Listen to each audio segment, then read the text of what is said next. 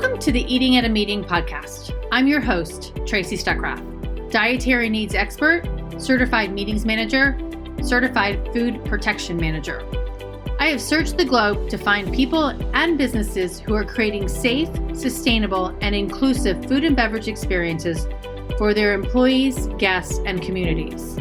In each episode, you will find authentic conversations about how food and beverage impacts inclusion, sustainability, culture, community, health, and wellness.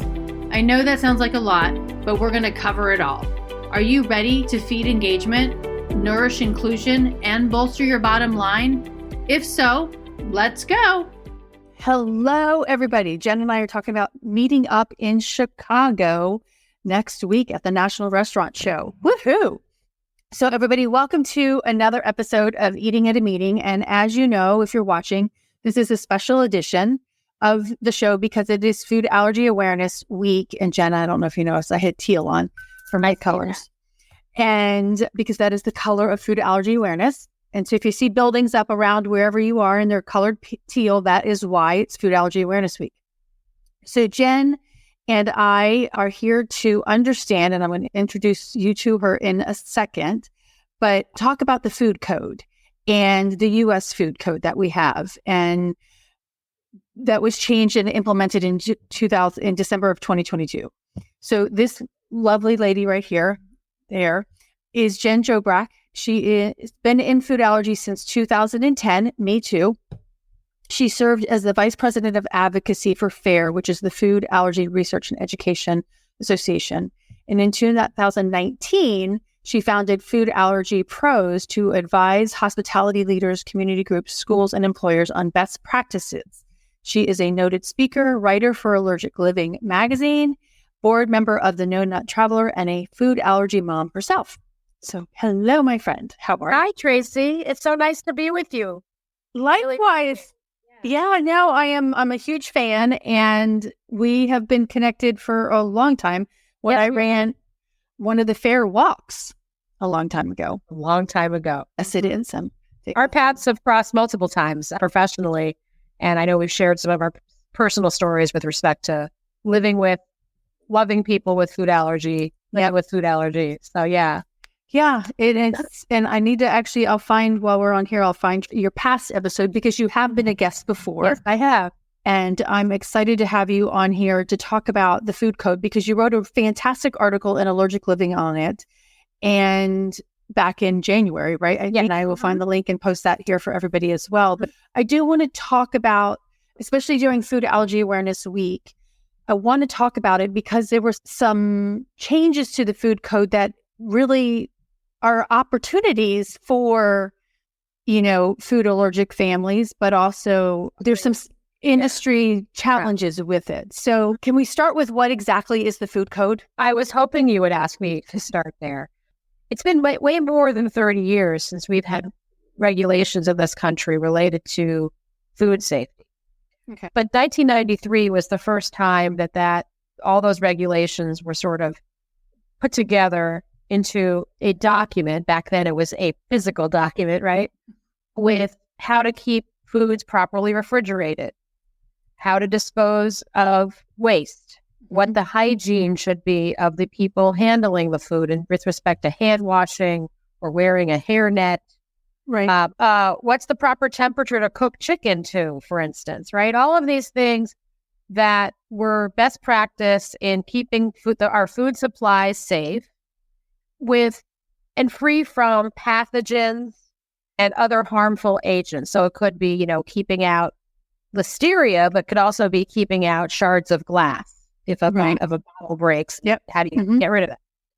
For those of us living with food allergies, the biggest food hazard we often face are allergens, undeclared, unintended allergens in our food.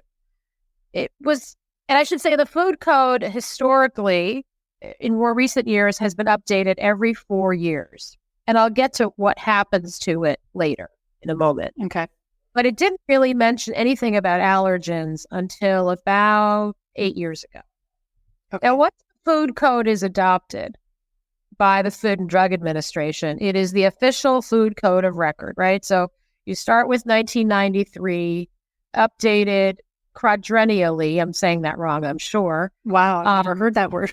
Every 4 years, right? And the 2021 version was delayed because of COVID and the inability for people to meet for purposes of determining the contents of the food code.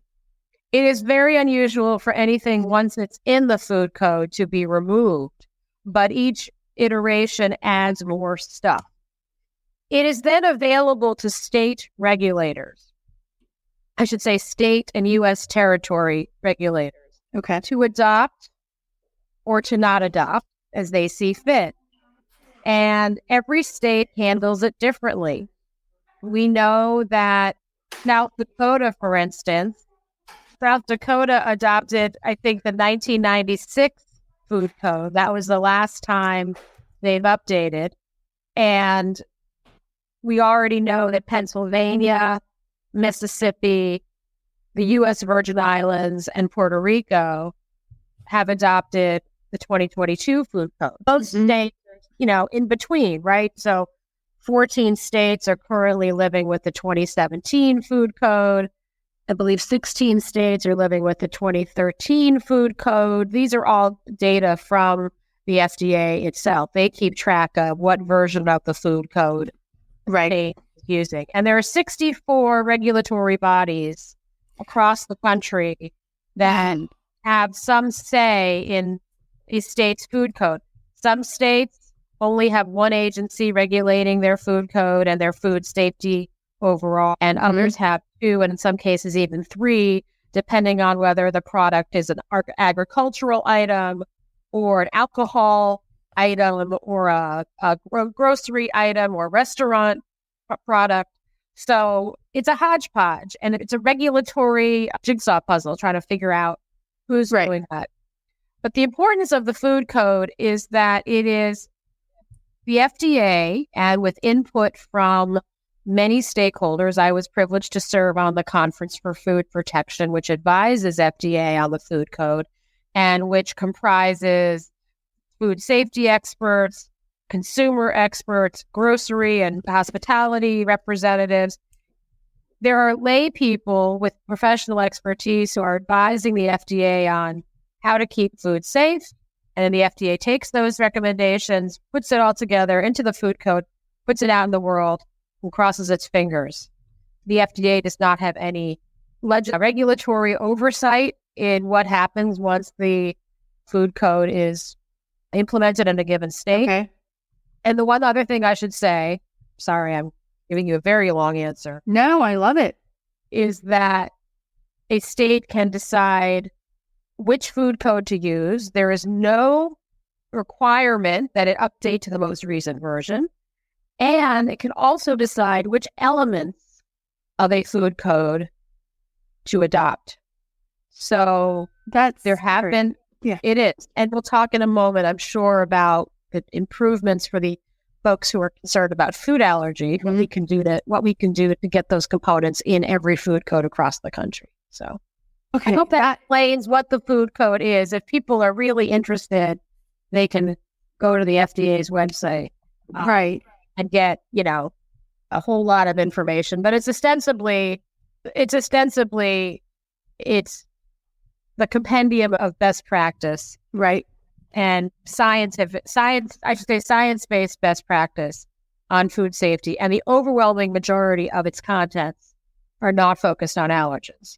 They're focused on things that you and I deal with in our own kitchens, like how cold should my refrigerator be? And how long should I cook my pot roast? Right.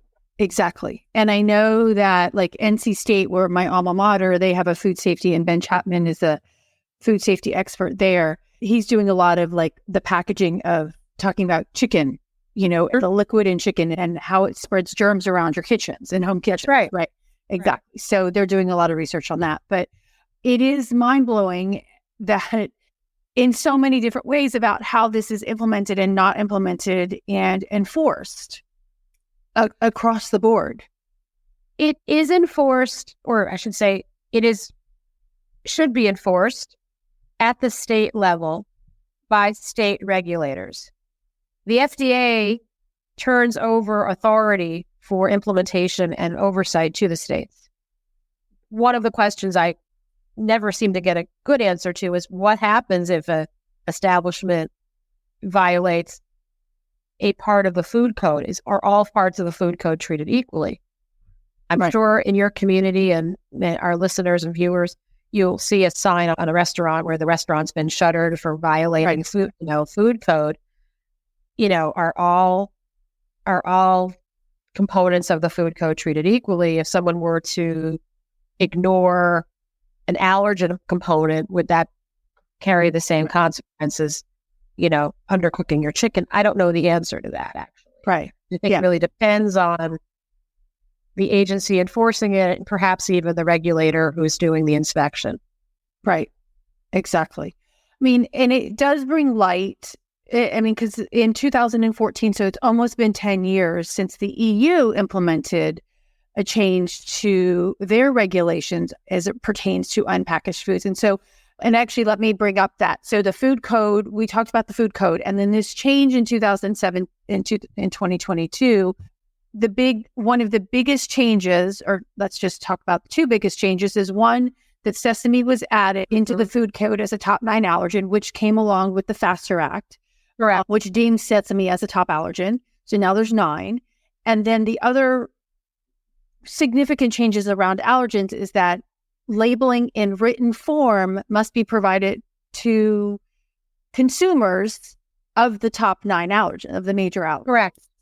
I'm sure you are, and many of your followers are familiar with FALCPA, the Food Allergen Labeling and Consumer Protection Act of 2004, landmark legislation to require manufacturers of packaged foods to call out and label for the top 8 allergens.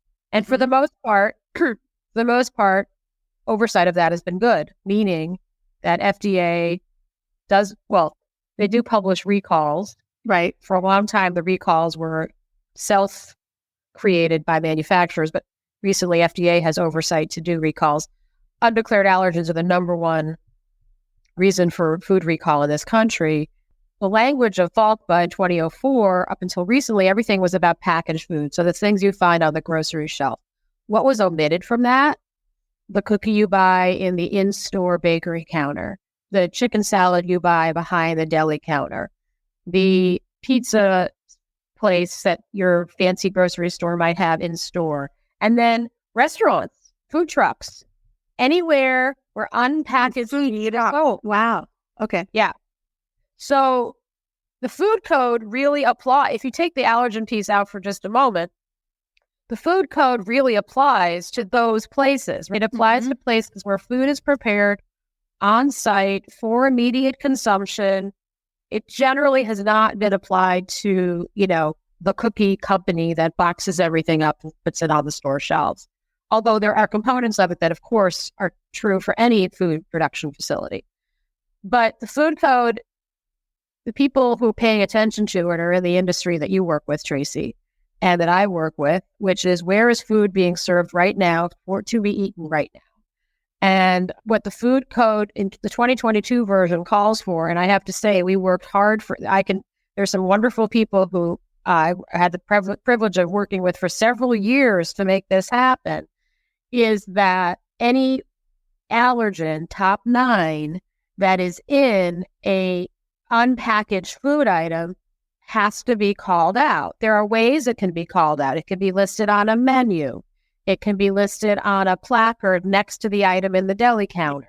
It can be listed in a binder that is available upon request. It can be listed on a website behind a QR code. There are all sorts of ways it can be available, but it has to be available. Right. And that closes a huge part of food that was unaddressed by FALCPA. Right. Okay.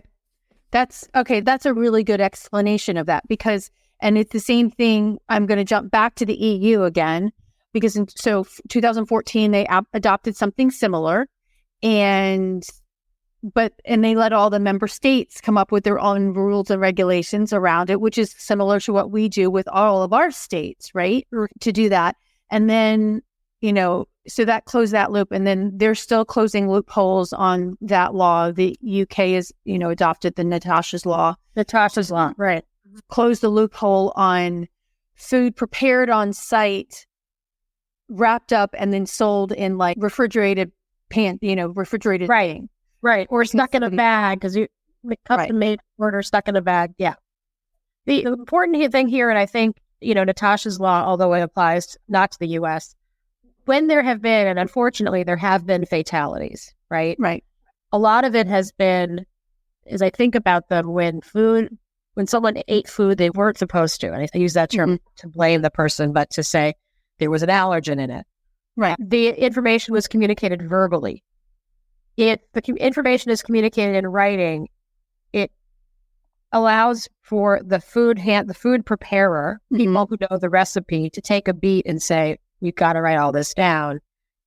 If you're relying on a kid who's working at a ice cream stand over the summer who may or may not retain whatever training he or she got, verbally things get lost, right? Right. It allows for someone perhaps to purchase food on someone else's behalf because they can read the ingredient label and say, okay, Johnny can have this. Right. And it, I think, compels food providers to really think about, what are the ingredients in their food? So, and some consumers might not know how food is made, and that now they do. Right. They might not know that the mayonnaise in that chicken salad contains egg. Right. And now they see it contains egg listed on the label, and it's, oh, I hadn't thought about that. Right. So, right. Yeah. And that will hopefully help those people who think mayonnaise contains dairy, because it does. That's another podcast. That is another podcast. Yes, exactly. And that's the important part. And when you're going to meetings and events, there's so much food that is, or in having a meeting at a restaurant, there's so much food that is not, you read this nice, beautiful, deliciously sounding menu item and it's not labeled, right? And so you don't know. And I did meet somebody a couple of weeks ago, or was chatting with somebody, and I mentioned the food code had been updated, and he's like, well, no, that's the he was mentioning the Food Allergy Labeling and Consumer Protection Act. I'm like, no, the 2022 food code was updated. My friend Nancy's like, you better have your knowledge together, Tracy, because he's going to push you back. And I'm like, I know my knowledge is right because this is done. But he's like, we're going to rely, instead of writing it down, we're going to rely on our servers, to educate our servers on what we're serving. And which makes me cringe. And Shandy Chernow of Certistar, that makes her cringe as well. And we actually both need to see her while we're at National Restaurant Show next week, because she will be exhibiting, makes her turn now, because with staffing shortages right now, right? Why would you want to put that? You'd then have to educate every single person every single day, right? It's already hard enough. Right. Back when I worked for FAIR, we partnered with some folks doing restaurant training, and I still do some work in that space. And the biggest complaint, even before COVID, the high percentage of turnover, sometimes even before COVID, 150% of your staff might turn over, and relying on servers, busboys, hosts to know and retain allergen information, which could be changing daily if substitutions are required, if recipes change. It's asking an awful, it's a very heavy lift for staff. Not that they can't do it. It really depends on the establishment. If it's a seasonal place where you're hiring teenagers for 6 weeks or 2 months, it might not be a realistic lift versus a restaurant that's been around forever with professional wait staff and the menu that hasn't changed. But regardless, the food code says it needs to be in writing for a reason. Right. And I think it's going to be a very interesting, potentially dramatic change for the operations of a restaurant. Right. Which is, it remains to be seen who else will adopt. Pennsylvania, as we talked about before we went live today, Pennsylvania has chosen to adopt the 2022 code with that component in it. Right. Exactly. So, those of you listening from Pennsylvania, keep an eye out. When does it go into effect? And do you start seeing allergen labeling in your supermarket? Right. Exactly. And I'll put that link on what I found on that, because I did find a letter that was sent to food facility operators. That is who it is addressed to. So I actually sent it to a caterer friend. in Philadelphia to see if he received it, because it'll be really interesting to know, what he has seen and what they're doing about it. But I'm curious, when you were working on that committee, were there food service operators on that committee as well? Yes. And they were for this. We worked in committees. We were in subcommittees. So those of us who cared about allergens sort of found each other, right? Worked on those particular planks. There was definitely, some pushback about feasibility of keeping track of all the ingredients and allergens and substitutions that might reveal new allergens. But I think that's true in any large committee process, right? Yeah. But we got it through. I was no longer on the Conference for Food Protection when it passed. I was on a couple of years earlier when it took, 4 years, 5 years, 6 years for that thing to finally make. Right. It's a slow process. Let's put it that way. Yeah. I can't say that I was in the room when it was voted on, but I can tell you from earlier dialogue, the other piece was getting people, there are, as you mentioned to your colleague, there are people who focus on food safety. This is what they do. They teach it in university. They are food inspectors. They work for food manufacturers. Getting the food safety industry to recognize allergens as a food hazard, that education in and of itself took over a decade, right? Getting people to put undeclared walnut in the same category or perhaps an even higher level of concern than a pathogen. Right. And trying to explain that, a pathogen might make you really sick. It could kill you. Okay. But if you're allergic to walnut and you have that bite, it could kill you or cause you serious illness very quickly, right, within minutes. So, we still have a lot of work to do to get the people that are doing the inspections to see that this is right up there with those other foodborne concerns. Okay. Well, and we have a lot to work to do on it across the board. I mean, I understand that. And I think this is a nice step forward. And as you said in your article, it's very hopeful for the food allergic community. And we've talked a little bit about some of those limitations. And the states get to pick and choose what they want to adopt from the food code, the U.S. food code, when they start to implement this, and their actual following up of it, right? To make sure that, meaning those food safety inspectors, getting around to reaching everybody, right? Right. And that's like many other fields, but that's been affected by staffing changes as well. Right. Exactly. And I know when I was chatting with an attorney in Italy with their code, I'm like, well, small mom and pops. Well, if they don't have an attorney, then they don't know about it, right? So Right. Even I would imagine most states have a grace period. I don't know what it is one by one, but I think most states would say, you don't hit every new component of the food code right away on, right. say, but that's got to be very hard. Right. Right. So consumers have a role to play also, though. And that okay. So explain that. Yeah.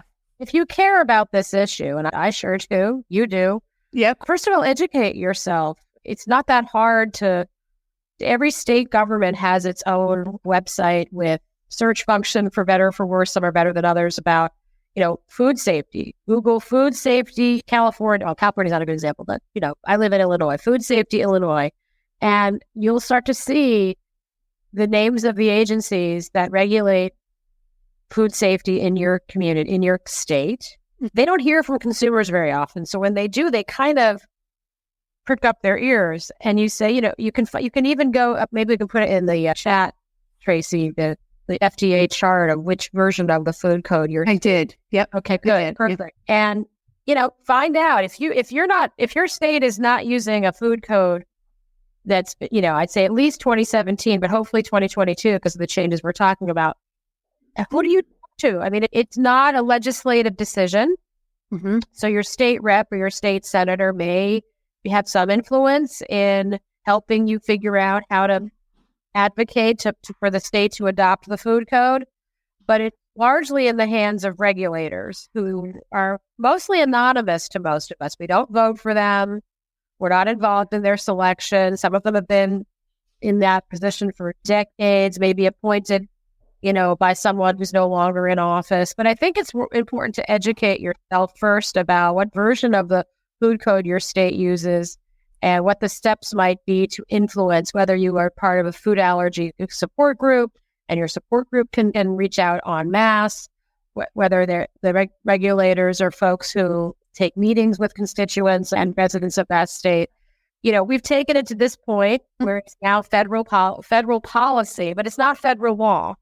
Okay. And I just want to emphasize that again. This is not a legislative statutory piece. This is a guideline promulgated by FDA for purposes of states using it as their own best practice benchmarking, not a law.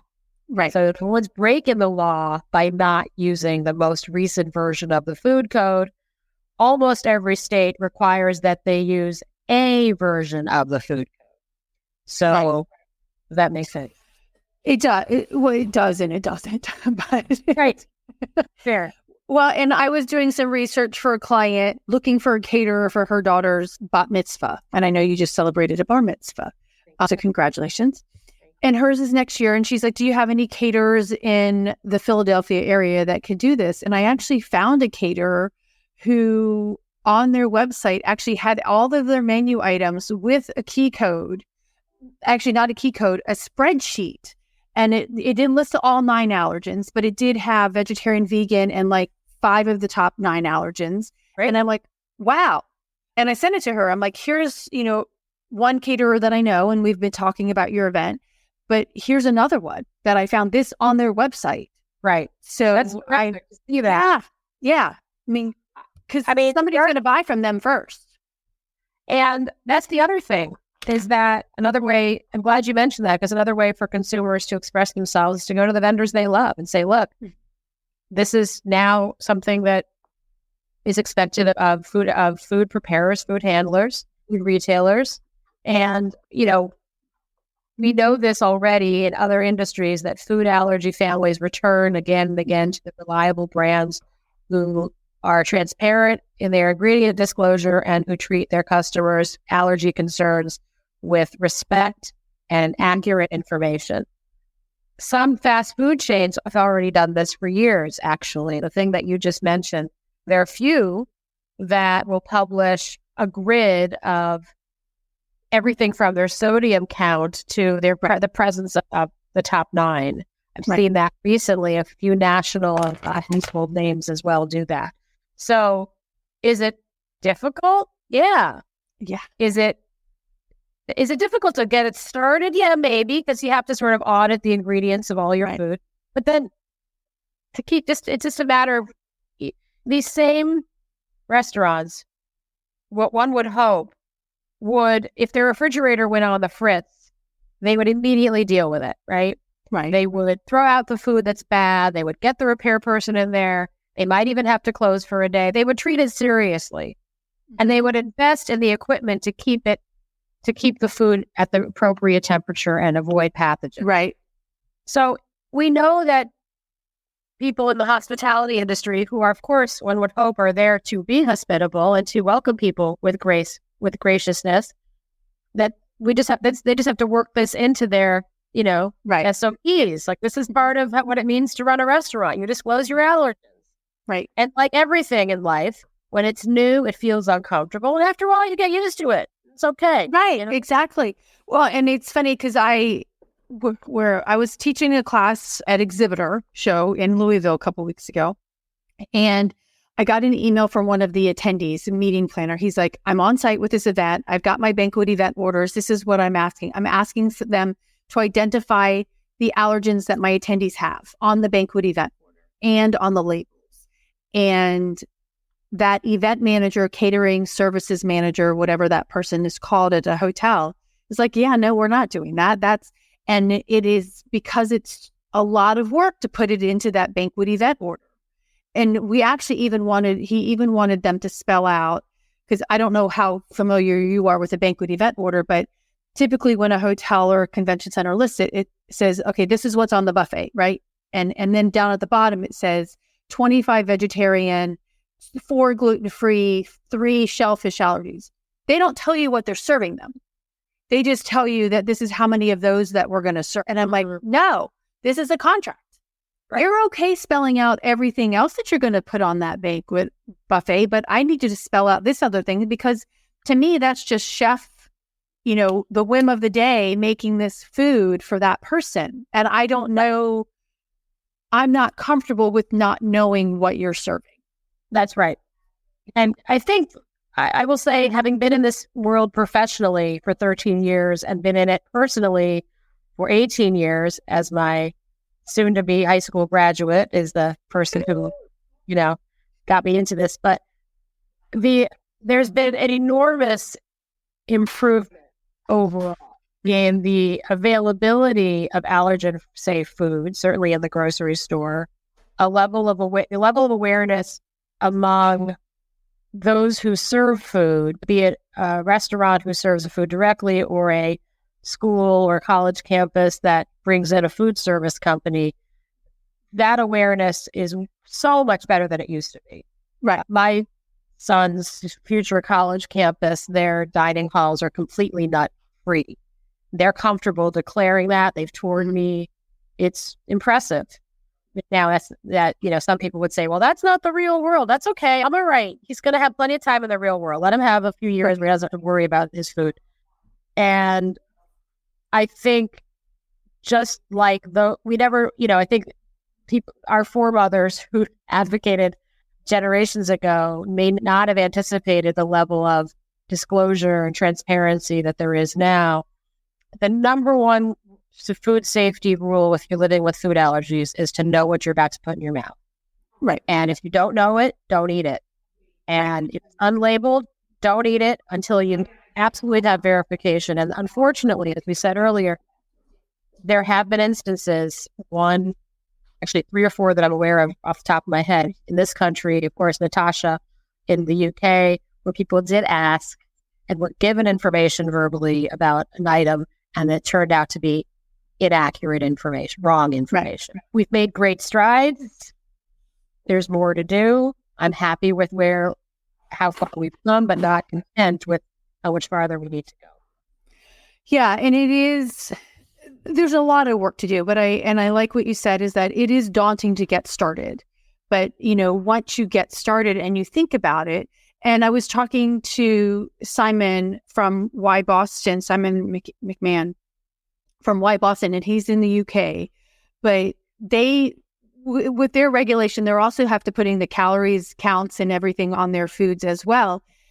But they changed their menus because they're like, we love this dish, but holy crap, how much calories does it have? And how bad is it for you? So they ended up, by doing that, they were like, oh my gosh, wow, how can we rework this menu item so it's not so caloric or unhealtity for our attendees, right? That's an unintended benefit, right? Exactly. Unintended benefit, right? Yeah. So, and I'm planning a menu for an event next month, and going through, and I just I've talked about this a couple of times now, is looking at their appetizer menu. They have 30 appetizers on the cold, combined on cold and hot, and 83% of them contain gluten.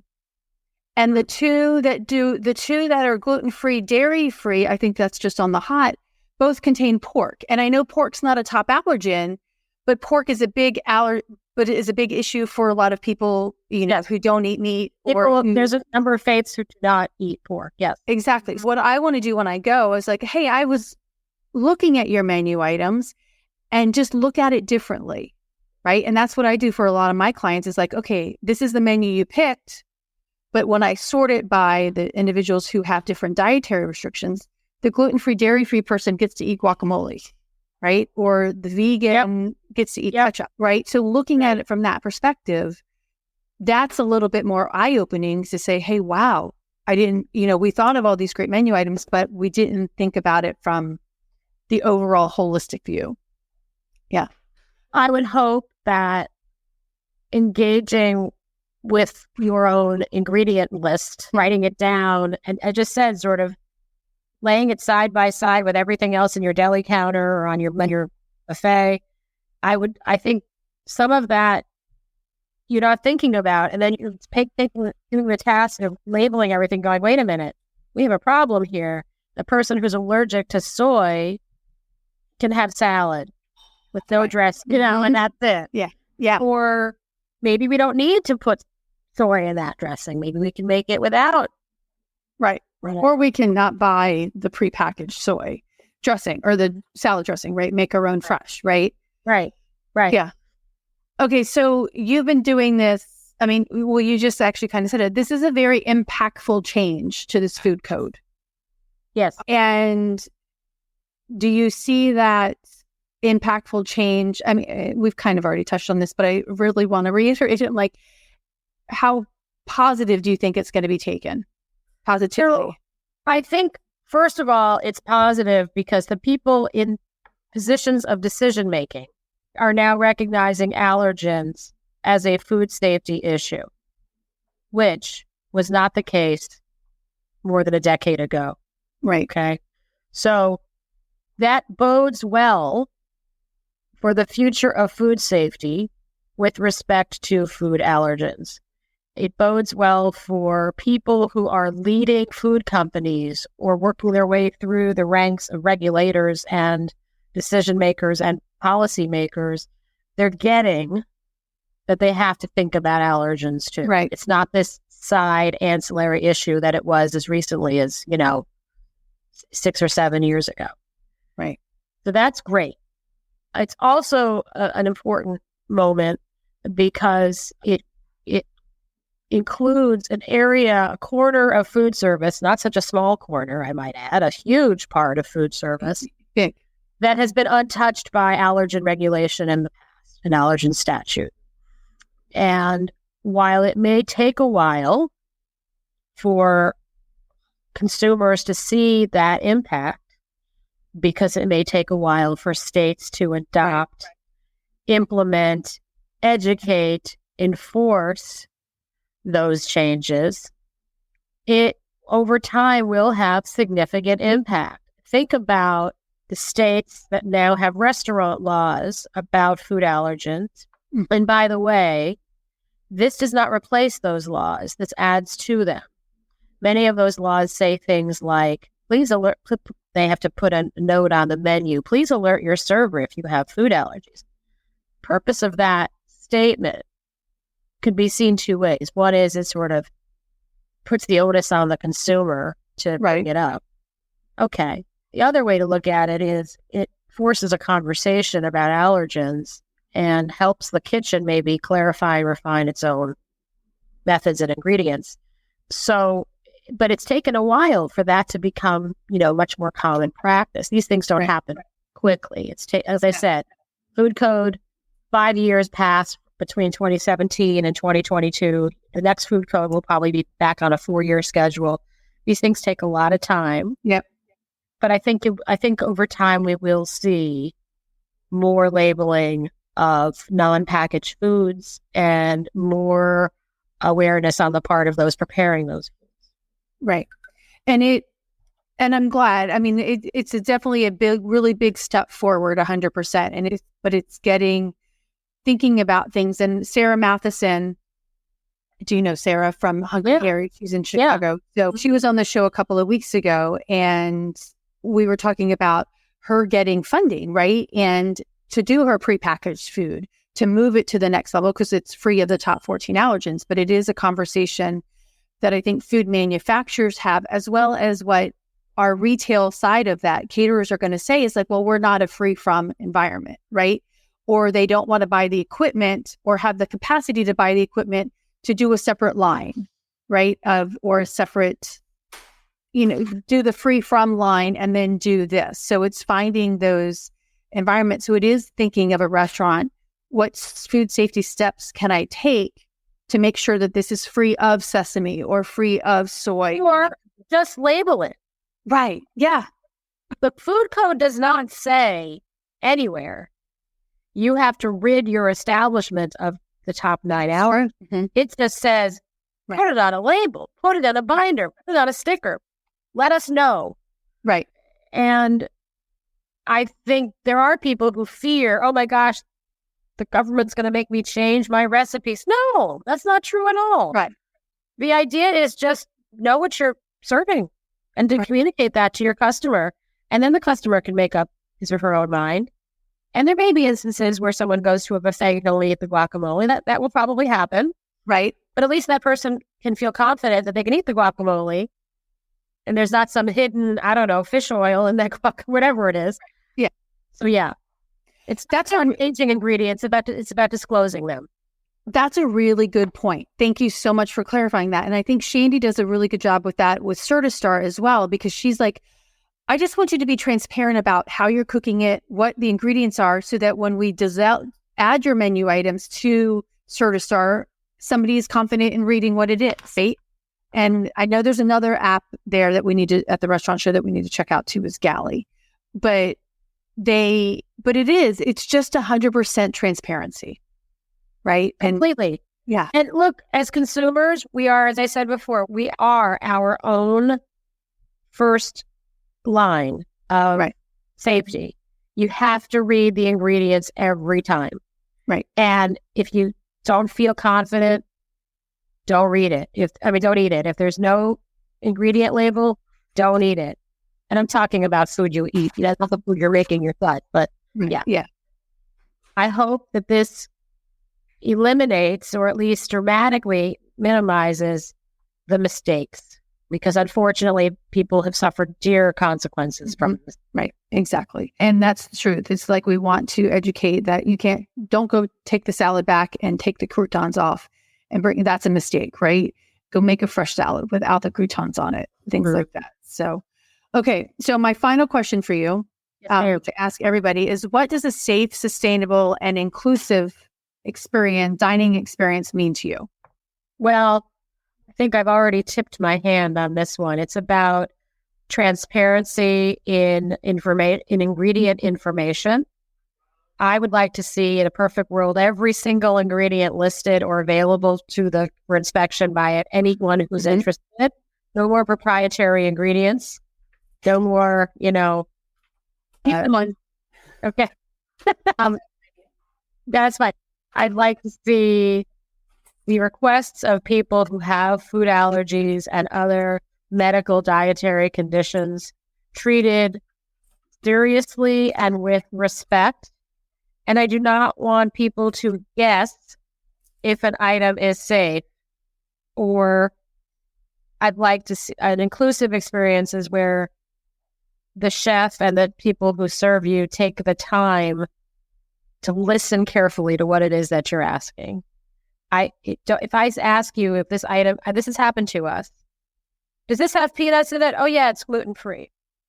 Yeah. Right? I think listening in all areas of life yields great results. And food allergic customers want to know that if they raise this issue, which is often uncomfortable to raise, you're revealing intimate medical information to a complete stranger, and you're entrusting them with your life. Right. And I think sometimes a hurried, rushed, understaffed team of servers, well-meaning and kind people as they may be, may not be stopping to listen to what the questions are really about. So an inclusive experience is one where people feel heard and chefs are involved. And even if a chef comes out, which has happened to us, and said, let me hear about your allergies. What are you interested in ordering? I can assure you that this is made separately. Or, you know what, maybe you shouldn't have that thing. Right. That's, to me, what an inclusive experience looks like. That's awesome. Well, and I was looking for this because you mentioned having the allergens or the full ingredients available. As I did an event, and it was in Atlanta, and I worked with Levy restaurant groups at the convention center, and we had laminated cards, and I did this. I got all the ingredients for the event because we had 15,000 people in Centennial Olympic Park, but I had it on a little ringed thing, right? So that the head catering people could have it there to actually show to people, hey, these are the allergens, or this is the ingredients in it if you want to research what it is, right? So that it was readily available, because we weren't inside the convention center, we were in a car, right? So doing that, yeah. And I love that. Yeah. That's great. I'll tell you a tiny little anecdote. This past Saturday, I was asked to run the bake sale at my son's Boy Scout troop pancake breakfast. And I said, I will do it on one condition. I want everyone to label whatever they bring, preferably with all ingredients, but at a minimum with these allergens. And I listed top 9. And to my great delight, everybody came with their allergens listed. That didn't happen 2 years ago.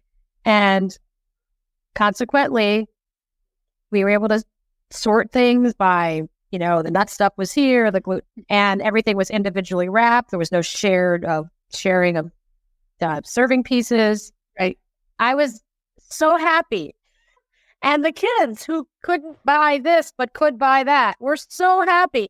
Now, another conversation to be had about bake sales and, do we trust what people do in their own kitchens? That's but it was baby steps, right? It was baby steps. Getting people to label their allergens. I was tickled. And hopefully we can do better next year. Yeah. I mean, and that is fairness. The people who are not affected by food allergy, recognizing that it affects the people they're trying to serve. Right. And even asking that question of those people making the food in their kitchen, they may have been a little bit more aware of what they were doing. I'm sure that's true. One mom said to me, she normally makes these brownies with walnuts and she just left them out. So great. Novel idea, right? Right. Yeah. Right. Exactly. So, okay. Well, everybody, Jen and I have been talking about the updated food code. If, listening here, and there's links in all of the chats and all of the social media here that you can look at to see what the food code is in your current state or in the state that you're in, and check that out. And I've put a link to the Apple version of Jen's original podcast episode 101 in the chat as well, talking about just food allergy laws. So check us out and let us both know. And Jen, I've put up here everybody can find you at foodallergypros.com. Thank you. You're welcome. She is in Chicago Central Time, so everybody pay attention to that too. But I'm up very early. Well, and I emailed you way late, but so thank you so much. I really appreciate this. It is absolutely a pleasure to be with you again, Tracy. And, this is the work that I do. This is my life's work. I love it. And there's much more to do. And I always welcome having conversations with people that are interested in learning more. Yep, likewise. And I will see you at the restaurant show I'm getting next week. So we definitely need to meet up and do a selfie together and share what we're seeing. Jen, thank you again so much for being here. Until next time, stay safe and eat well. Thanks. Thanks for listening to the Eating at a Meeting podcast, where every meal matters. I'm Tracy Stuckrath, your food and beverage inclusion expert. Call me and let's get started right now on creating safe and inclusive food and beverage experiences for your customers, your employees, and your communities. Share the podcast with your friends and colleagues at our Eating at a Meeting Facebook page and on all podcast platforms. To learn more about me and receive valuable information, go to tracystuckrath.com. And if you'd like more information on how to feed engagement, nourish inclusion, and bolster your bottom line, then visit eatingatameeting.com.